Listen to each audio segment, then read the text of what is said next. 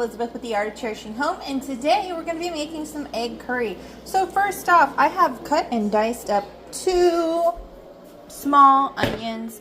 I have a pot that I'm going to use, and I have put olive oil in there. I'm going to start off by warming up the olive oil, and nothing too high.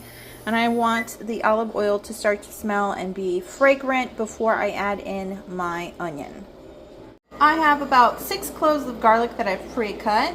Just a heads up, I have already boiled my eggs and peeled my eggs.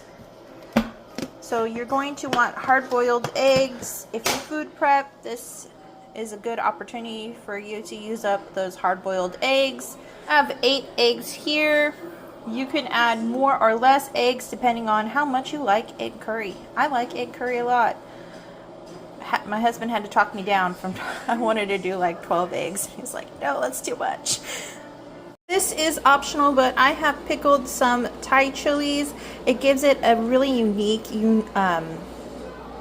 taste. Very flavorful, adds depth. Okay, this is optional. I'm gonna take 3 out and cut those up.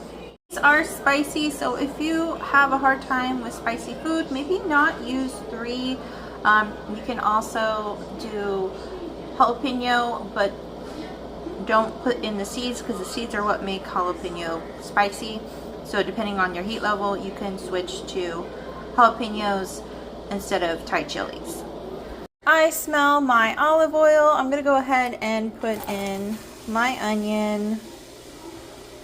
You're going to let these onions caramelize. So I'm going to walk away from these for a bit. So I have 1 tomato. I'm going to dice this up. See, the tomato is diced. Okay, now that's looking pretty golden. I'm going to add in my garlic.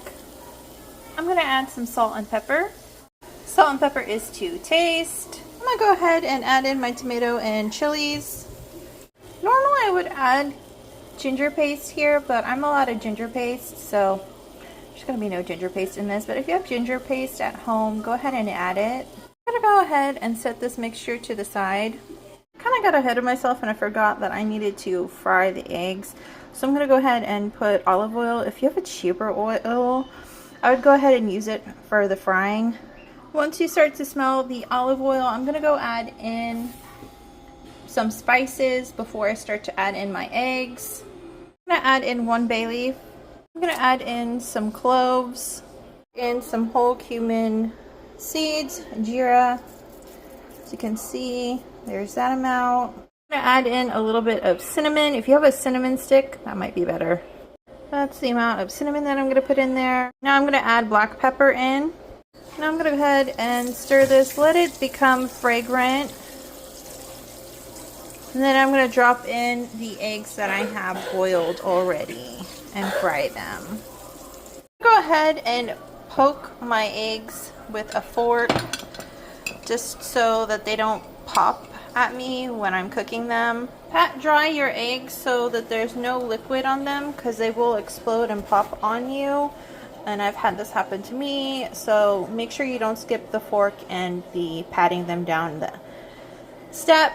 So you're going to want to make sure that you fry your eggs to where they get nice golden brown crispy texture. Olive oil isn't exactly the best oil for this because you need a higher temp oil, but olive oil is healthier, so that's kind of why I'm using olive oil. If you have avocado oil, that would be ideal. So I'm going to let these brown up. Now this is a really simple curry to make, but it is really time consuming. Another thing is you can blend up the tomato and onion and garlic mixture that we cooked earlier to make it nice and soft and creamy if you like. I'm gonna go ahead and blend. As you can see, it's starting to get nice and crispy, and some of the one of the egg yolks came out. But you're definitely going to want it to get even more brown. I already finished pureeing that. Then I'm going to add in the puree back into the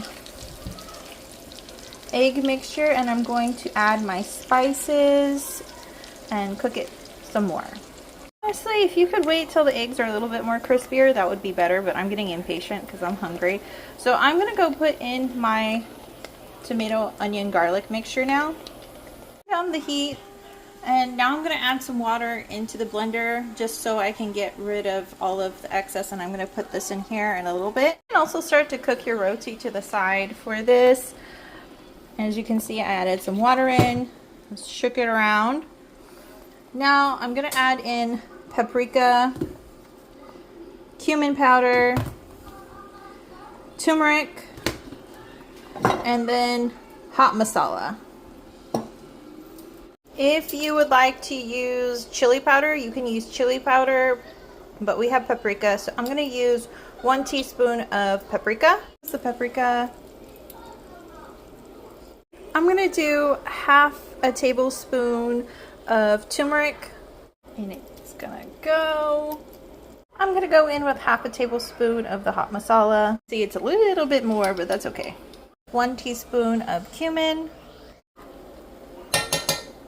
Add in the water and let it cook down. So it is a little spicy. It needs more salt. So I'm going to add more salt. I'm going to add a little bit more paprika. See, add more paprika in. Cut up some fresh cilantro to add it in.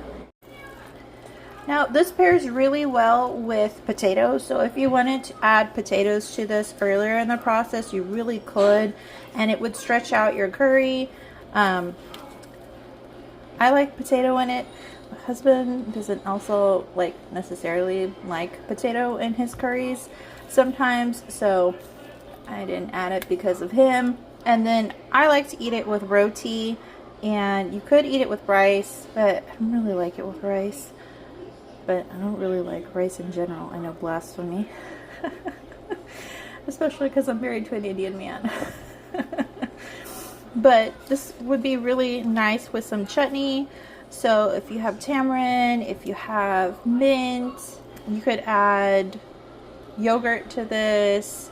A nice Jeera would go really nice. If you wanted to do like an onion and tomato and cucumber salad with some vinegar and salt and pepper, that would go really nice with this too. Anyways, thank you so much for watching, and I hope you have a wonderful day. Also, please like and subscribe. It would make a really big deal. Thank you so much. Have a great day. Bye.